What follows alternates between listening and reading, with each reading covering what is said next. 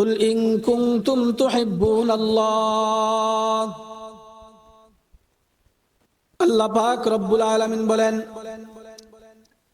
ও পয়গম্বর মুহাম্মদ, যারা বলে আমি আল্লাহকে পাইতে চাই, আমি আল্লাহর সন্তুষ্টি যারা অর্জন করতে চায়, তাদেরকে আপনি বলে দেন তারা যেন সর্বপ্রথম ফাত্তাবিউনি ইউহিব্বুকুমুল্লাহ, তারা যেন সর্বপ্রথম আপনি নবীর অনুসরণ করে। কার অনুসরণ? মুহাম্মাদুর রাসূলুল্লাহ। পয়গম্বর মুহাম্মাদুর রাসূলুল্লাহ সাল্লাল্লাহু আলাইহি ওয়াসাল্লামকে আল্লাহ জানায় দিলেন, ও মুহাম্মদ,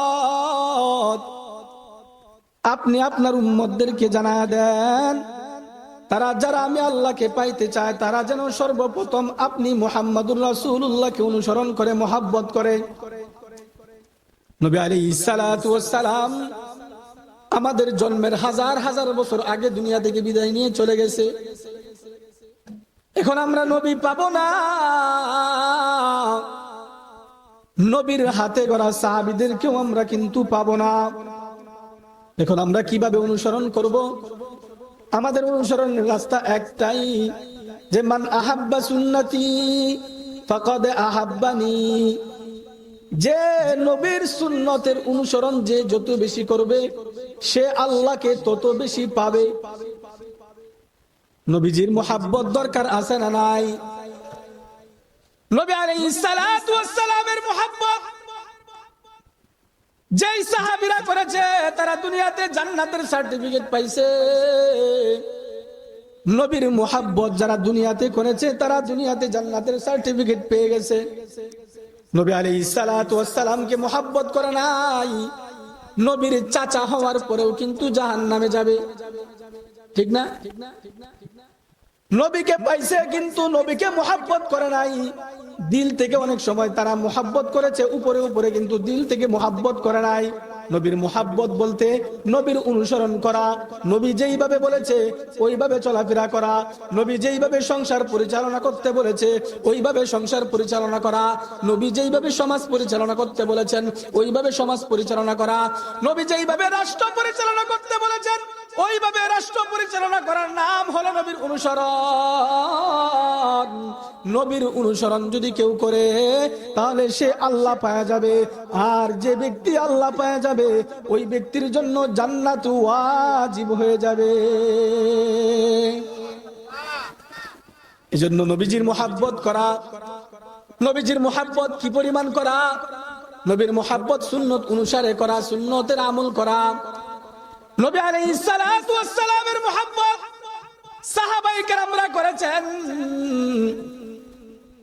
নবীকে পাওয়ার পরে যদি কেউ নবীর অনুসরণ না করে তাহলে সে যেমন জান্নাতি।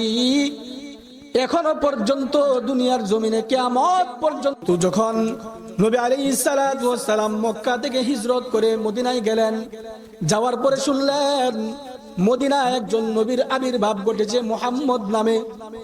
মানুষের মুখ থেকে শুনলেন মদিনায় একজন নবীর আবির্ভাব ঘটেছে যার নাম নাকি মুহাম্মদ। আব্দুল উজ্জার কথা শোনার পর চিন্তা করতে লাগলেন, হায়রে কেমন নবীন মদিনাতে আসলো, তাকে একটু দেখা দরকার, তাকে একটু দেখার ইচ্ছা হয়, আমার একটু মুহাম্মদকে দেখতে প্রয়োজন। আব্দুল উজ্জা মদিনা থেকে কিছুটা দূরে ছিলেন। নবীর কথা শোনার পরে নবীকে দেখার জন্য তারা চলে আসলো। সে মদিনায় চলে আসলো। আয়েশা দেখেন যে হ্যাঁ ঠিকই আব্দুল্লাহর বেটা মুহাম্মদ নামে একজন নবী মদিনায় আগমন করেছেন। আব্দুল উজ্জা নবীর চেহারা দেখার সাথে সাথে নবীর হাতে হাত রাইখা নবীর হাতে ইসলাম গ্রহণ করে কালিমা পড়ে ফেলছে। তার ফ্যামিলির সমস্ত মানুষগুলো ইহুদি, এখনো কেউ কালিমা গ্রহণ করে নাই, কেউ কালিমা পড়ে নাই, কেউ ঈমানও আনে নাই। আব্দুল উজ্জা একাই শুধু ঈমান আনছে। মদিনা থেকে ঈমান আইনা আবার বাড়িতে চলে গেলেন। বাড়িতে যাওয়ার পর তার ফ্যামিলির লোকেরা ইহুদি তখন তারা নবীকে নিয়ে সমালোচনা করে, বিভিন্ন কথাবার্তা বলে, নবীর বিরুদ্ধে আচরণ করে। আব্দুল উজ্জা যখন তার ফ্যামিলির লোকদের কাছে নবীর বিরুদ্ধে আচরণের কথাবার্তা শুনে, নবীর বিরুদ্ধে কথা শুনে, তখন সে চুপ হয়ে বসে থাকে আর বলে, হাই রে, তোরা তো মুহাম্মদকে চিনলি না। আমি আব্দুল উজ্জা, আমি কিন্তু মুহাম্মদকে চিনে তার হাতে হাত রেখে ঈমান গ্রহণ করে ফেলেছি। দুনিয়াতে এখনো অনেক মানুষ আছে নবীর মর্যাদা বুঝে না, নবীর সম্মান বুঝে না, নবীর ইজ্জত তারা বুঝে না। এই কারণে কিন্তু তারা মুসলমানের ঘরে জন্ম নেওয়ার পরেও নবীর বিরুদ্ধে আচরণ করে, ঠিক কিনা? জোরে আওয়াজ দিয়ে বলেন। নবীর ইজ্জত সম্মান দুনিয়া সৃষ্টির পূর্ব থেকে আল্লাহ পাক তাকে দিয়ে রাখছেন, কিয়ামত পর্যন্ত ইজ্জত সম্মান নবীর থাকবে। পৃথিবীর জমিনে যত নাস্তিক কুলাঙ্গার হোক না কেন, নবীকে নিয়ে যতই কটূক্তি করুক না কেন, নবীর ইজ্জতের চুল পরিমাণ কোনো আঘাত হবে না। ঠিক তেমনি ভাবে আব্দুল উজ্জার পরিবারের লোকেরা নবীর বিরুদ্ধে আচরণ করে। শেষ পর্যন্ত আব্দুল উজ্জা নবীর বিরুদ্ধে আচরণের কথা শোনার পর যখন চুপ হয়ে বসে থাকে, তখন তার চাচা বুঝে ফেললেন ব্যাপার কি। আমরা যখন মুহাম্মদের বিরোধিতা করি, তখন আমার বাতিজা কেন চুপ হয়ে বসে থাকে? সে নবীর বিরুদ্ধে, মুহাম্মদের বিরুদ্ধে কিছু কয় না কেন? প্রশ্ন আসে। চাচা বাতিজাকে গিয়ে জিজ্ঞাসা করলো, বাতিজা কি ব্যাপার? ব্যাপার কি? মুহাম্মদের নাম শোনা মাত্রই তুমি চুপ হয়ে যাও, ব্যাপার কি? সত্য ঘটনা কি বলো? তুমি কি মুহাম্মদের হাতে হাত রাইখা ঈমান গ্রহণ করছো নাকি? আব্দুল উজ্জা বলে, ঈমানের কথা আর গোপন রাইখা লাভ নাই, দেই প্রকাশ কইরা। আব্দুল উজ্জা বলে, জি আমি ঈমান গ্রহণ করছি, মুহাম্মদের হাতে হাত রাইখা কালিমা পড়েছি। এই কথা বলার সঙ্গে সঙ্গে আব্দুল উজ্জার চাচা সঙ্গে সঙ্গে বাতিজার গালের মধ্যে একটা থাপ্পড় বসায়া দিল। জুড়ে বলেন না নাউজুবিল্লাহ। বাতিজার চেহারার মধ্যে আঘাত করলো আর ডাক দিয়ে বলতেছে, বাতিজা বলো, এখন কি মুহাম্মদের পথ অবলম্বন করবা নাকি আমাদের রাস্তা অবলম্বন করবা? মুসলমান ভাইরা একটু গভীর মনোযোগ দিয়ে কথাটা শুনবেন। আব্দুল উজ্জা ডাক দিয়ে বলে, চাচা,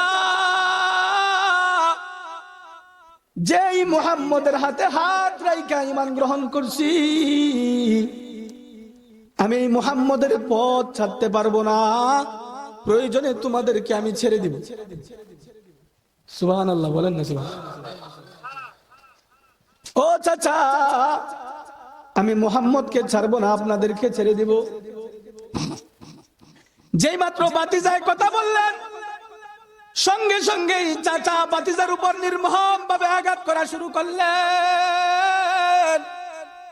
আঘাত করতে করতে আব্দুল উজ্জাকে এমন ভাবে তার চেহারা, শরীরটা, দেহটা ক্ষত বিক্ষত করে ফেললেন।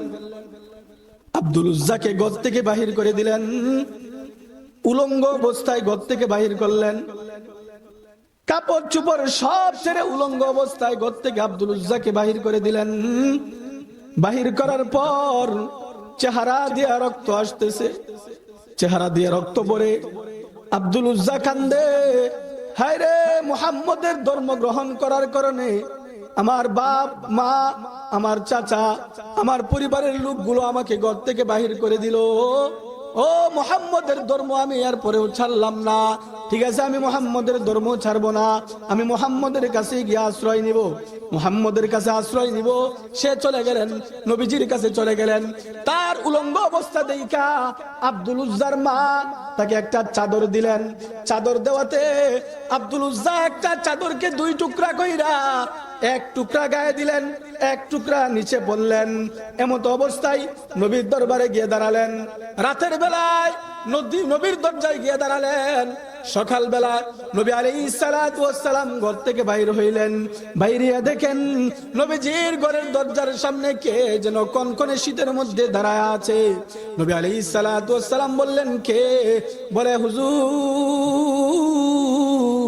আমি হলাম আব্দুল উজ্জা ছিল, কিন্তু আপনার হাতে ঈমান গ্রহণ করার পরে আপনি আমার নাম দিয়েছেন আব্দুল্লাহ, আপনি আমার নাম দিয়েছেন আব্দুল্লাহ, আমি হলাম আব্দুল্লাহ।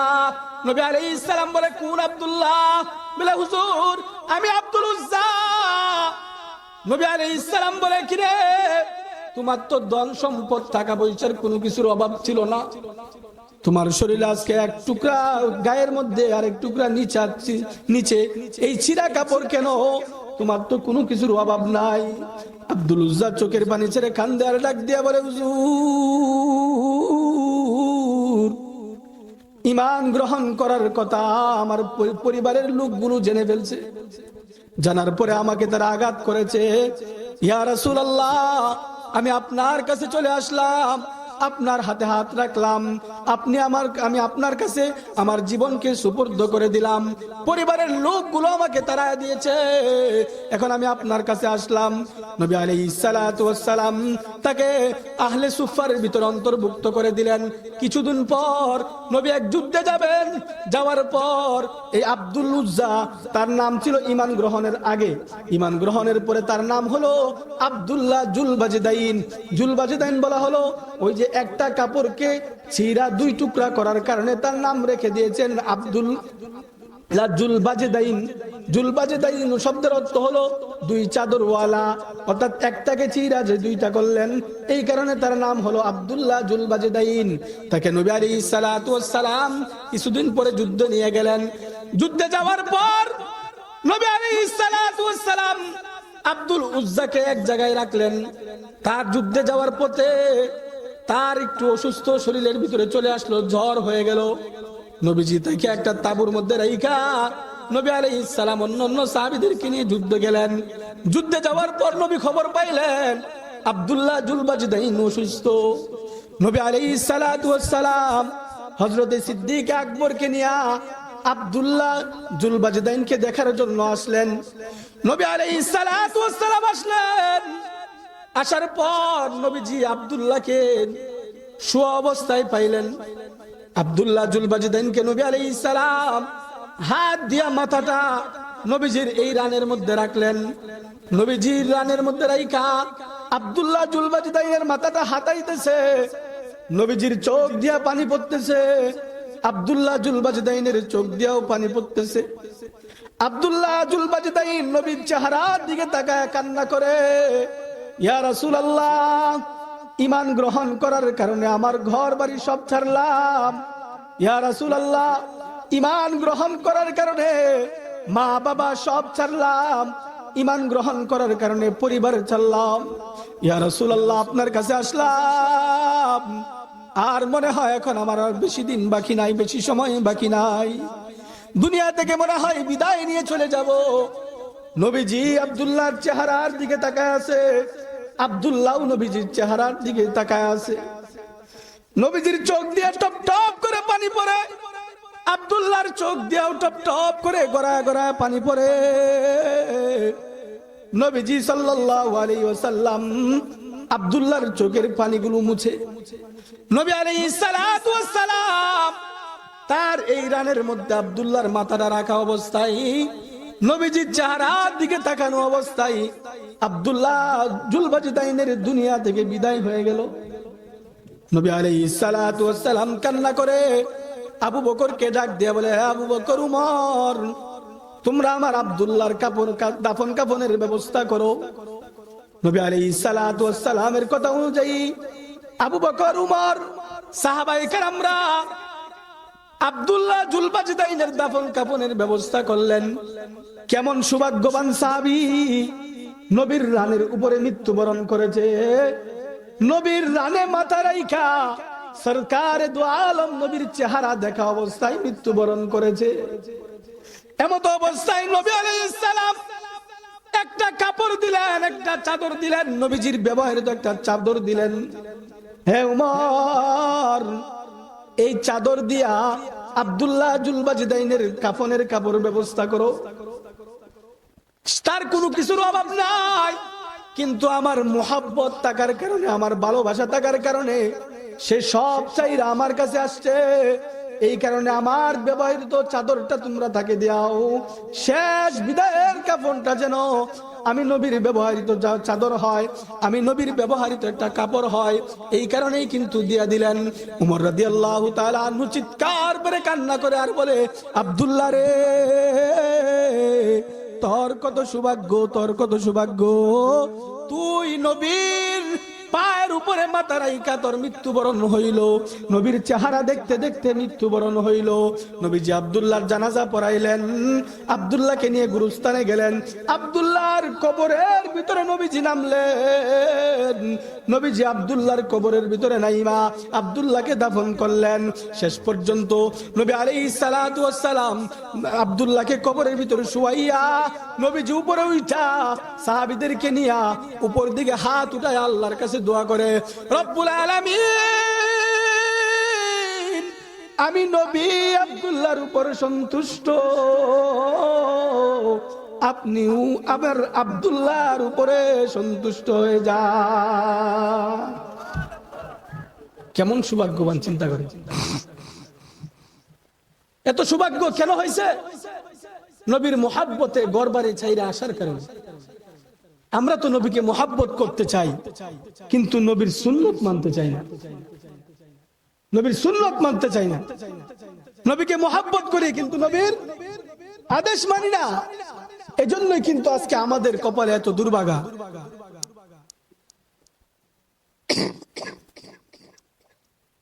এজন্য আমাদের কপালে এত কষ্ট, এত দুঃখ। আজকে মুসলমানের এত অপমানিত, লাঞ্ছিত কেন? বারবার মুসলমানের উপরে আঘাত কেন? নবীজির পথ থেকে আমরা দূরে যাওয়ার কারণে, নবীজির পথ থেকে আমরা বিচলিত হওয়ার কারণে, নবীজির আদর্শ থেকে আমরা দূরে যাওয়ার কারণে আজকে আমাদের এত দুর্ভাগা। ঠিক না? সবাই একটু এদিকে মনোযোগ দেন। শেষ, অল্প সময় শেষ করে দিব। তো নবী আলাইহিস সালাতু ওয়াস সালামের কাছে জান্নাতে থাকতে হলে আমাদের একটাই করণীয়, সেটা হলো নবীজির সুন্নত মানা। নবীজির সুন্নত যে যত বেশি মানবে সে তত বেশি নবীজির কাছে থাকবে। ছোট্ট ঘটনা বলে আমার আলোচনা শেষ করে দিচ্ছি এখানে। নবী আলাইহিস সালাতু ওয়াস সালামের কাছে ইয়ামান থেকে একদল লোক আসলো। আয়েশা নবীকে বলতেছেন, ইয়া রাসূলুল্লাহ, আমাদের ইয়ামেনে তো ইসলামের হুকুমত কায়েম হয়ে যাচ্ছে, দাওয়াত প্রচার হচ্ছে, এখন আমাদেরকে একজন লোক দিতে হবে, যে লোক হবে আমাদের ইয়ামেনের গভর্নর, আমাদের ইয়ামেনের বিচারপতি হবেন, পরিচালক হবেন, এবং যেই লোকের মাধ্যমে আমরা ইয়ামেনবাসী ইসলামের হুকুম আহকাম কুরআন আমরা শিখতে পারি, আপনার মোতাবেক আপনার আদর্শ আমরা শিখতে পারি, এমন একজন লোক দিতে হবে যে পরিচালনা করবে, বিচারপতি হবে, এমন কি আমাদের শিক্ষক হবে, এমন একজন ব্যক্তি আমাদেরকে দিতে হবে। নবী আলাইহিস সালাতু ওয়াস সালাম বললেন যে এখন যুদ্ধের সময় তিনজন ব্যক্তি দেওয়া সম্ভব নয়, কিন্তু একজন ব্যক্তি দিব, যে একজন ব্যক্তি তিনজনের কাজ করতে পারবে। জুড়ে বলেন না সুবহানাল্লাহ। তিনজন ব্যক্তি দেওয়া যাবে না, একজন দিব, যে একজনেই তিনজনের কাজ করতে পারবে। নবী আলাইহিস সালাতু ওয়াস সালাম যখন এই কথা বললেন, তো ইয়ামানবাসীরা বলতেছেন, ইয়া রাসূলুল্লাহ, এমন কোন ব্যক্তি আছে যে এক ব্যক্তিই তিনজনের কাজ করবে? নবী আলাইহিস সালাতু ওয়াস সালাম বলতেছে, উনি আর কেউ নয়, উনি হলেন আমার আদরের সাহাবী হযরতে মুআজ রাদিয়াল্লাহু তাআলা আনহু। হযরত মুআজ রাদিয়াল্লাহু তাআলা আনহু। নবী আলাইহিস সালাতু ওয়াস সালাম হযরত মুআজকে বলতেছেন, হে মুআজ, যাও যাও, তোমাকে ইয়ামানের গভর্নর বানায় পাঠাইলাম, তুমি ইয়ামানের গভর্নর হবে, ইয়ামানের বিচারপতি হবে, ইয়ামানের শিক্ষক হবে, যাও তুমি। নবী আলাইহিস সালাতু ওয়াস সালাম হযরত মুআজকে সারির উপরে উঠাইয়া নবী আলাইহিস সালাতু ওয়াস সালাম মুআজকে মদিনা থেকে বিদায় দিতেছে ইয়ামানের উদ্দেশ্যে। ছোট্ট ঘটনাটা একটু মনোযোগ দিয়ে শুনবেন। হযরতে মুআজ সারির উপরে আর নবী আলাইহিস সালাতু ওয়াস সালাম নিচে, হযরত মুআজকে আগায় আগায় দিচ্ছেন যে মুআজ তুমি ইয়ামানের উদ্দেশ্যে চলে যাও। এইভাবে আগায় আগায় দিতেছেন। নবীজির 63 বছরের জীবনী পড়লে এমন নজির আর একটাও পাওয়া যায় না যে কোন সাহাবীকে নবী বিদায় দিছে আর নবীজি হেঁটে হেঁটে গেছে, সাহাবী সওয়ারের উপরে আসিল। এমন কোন ইতিহাস অন্য কোন রিওয়ায়াতে পাওয়া যায় না। শুধু একজন সাহাবীর বেলায় এটা পাওয়া গেছে, হযরতে মুআজ রাদিয়াল্লাহু তাআলা আনহু। তাহলে কত আদরের সাহাবী, চিন্তা করেন। হযরতে মুআজকে নবী মদিনা থেকে বিদায় দেয়, মদিনার শেষ প্রান্ত আইসা হযরতে মুআজকে নবীজি বিদায় দিয়ে দিলেন। মুআজ ইয়েমেনের উদ্দেশ্যে চলে যাচ্ছে। নবীজি পিছন দিক দিয়া সন্তান হারা পিতার মতো মুআজের দিকে তাকায় আছে। মুআজ ইয়েমেনের উদ্দেশ্যে চলে যাচ্ছেন, নবীজি তাকায় রইছেন। এমত অবস্থায় মুআজ কিছুটা দূরে অগ্রসর হইলেন।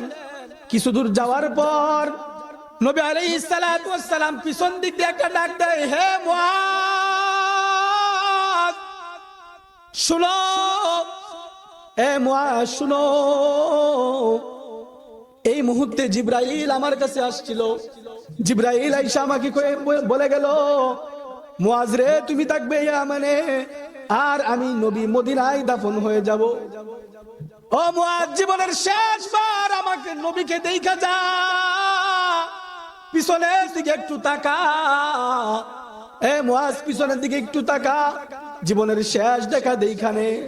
আমি নবীকে তুই আর পাবি না, তুই ইয়ামেনে থাকবি, আমি নবী মদিনায় দাফন হয়ে যাব।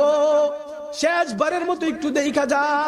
হযরতে মুআজ এই সংবাদটা শোনার সাথে সাথে সোয়ারির উপর থেকে বেহুশ হইয়া জমিনের মধ্যে পইরা গেছে। জমিনের মধ্যে পইরা যাওয়ার পর নবী জায়গায় গেলেন। যাওয়ার পর মুআজের দুলামাকা অবস্থায় শরীরটাকে নবীজি জাবরা দিয়ে ধইরা জড়ায়া ধরলেন। হযরতে মুআজ কান্দে, নবীজিও কান্না করে, মুআজও কান্না করে, যে জীবনের শেষ দেখা দেখবি, আমি রাসূলকে আর দেখতে পারবি না।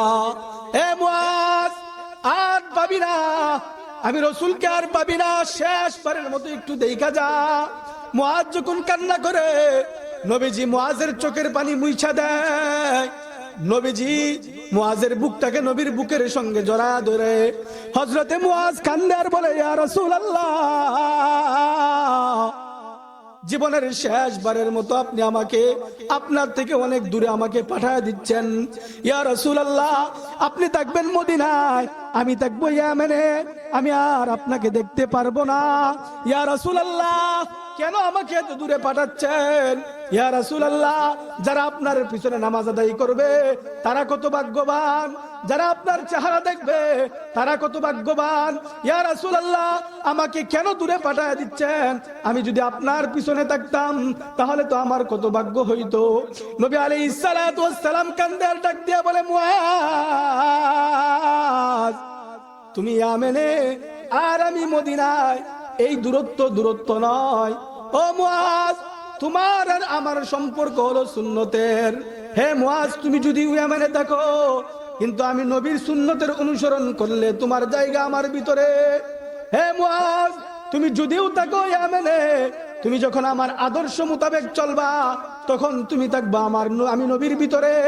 ও মুআজ, তোমার দূরত্ব আর আমার দূরত্ব এটা বেশি দূরত্ব নয়, কিন্তু আখিরি জামানায় ও মুআজ, আমার ইন্তেকালের হাজার হাজার বছর পর কিছু উম্মত দুনিয়াতে আগমন করবে। তারা আমি নবীকে দেখবে না, তারা আমি রাসূলকে পাবে না, এমনকি টাকার অভাবে তারা আমি নবীর রওজার সামনে আইসা সালামও দিতে পারবে না। টাকার অভাবে তারা মদিনায় আসতে পারবে না। রে মুআজ, তোমার আর আমার দূরত্বটা এটা বেশি দূরত্ব নয়, তাদের দূরত্বটা অনেক বেশি দূরত্ব। হাজার হাজার বছর পর আসবে, সম্পদের অভাবে, টাকা পয়সার অভাবে আমার কাছেও আসতে পারবে না। কিন্তু রে মুআজ, জায়গা রাখো, যে যত দূরেই থাকে না কেন, ওই উম্মতটা যদি সুন্নতের উপর আমল করে, হাজার হাজার মাইল দূরে থাকবে, হাজার হাজার বছর পরে আগমন করবে, কিন্তু তার ভিতরে যদি সুন্নতের আমল থাকে, আমি নবীর আদর্শ থাকে, তাহলে সে থাকবে কিয়ামতের দিন দুই আঙ্গুলের পাশাপাশি থাকবে। দুইটা আঙ্গুল যেরকম পাশাপাশি, ওই উম্মতটাও কিয়ামতের দিন আমার অতটুকুই পাশাপাশি থাকবে। জুড়ে বলেন না সুবহানাল্লাহ। যে ব্যক্তি সুন্নতের উপর বেশি আমল করবে, নবীর আদর্শ মোতাবেক বেশি চলবে, কিয়ামতের দিন ওই ব্যক্তির জায়গা হবে। নবীজি এইভাবে হাত দিয়া মুআজকে দেখাইলেন যে দুইটা আঙ্গুলের যতটুকু দূরত্ব ওই উম্মতটা আমার ততটুকু দূরত্ব, অর্থাৎ ততটুকু কাছে কাছে থাকবে। এজন্য সুন্নতের উপর আমল করতে কারা কারা রাজি আছে হাত উঠান। নারায়ে তাকবীর। আল্লাহ আমাদের সকলকে সুন্নতের উপর আমল করার তৌফিক দান করুক, সবাই বলি আমিন। অল্প সময় কিছু কথা বললাম, হয়তো আপনার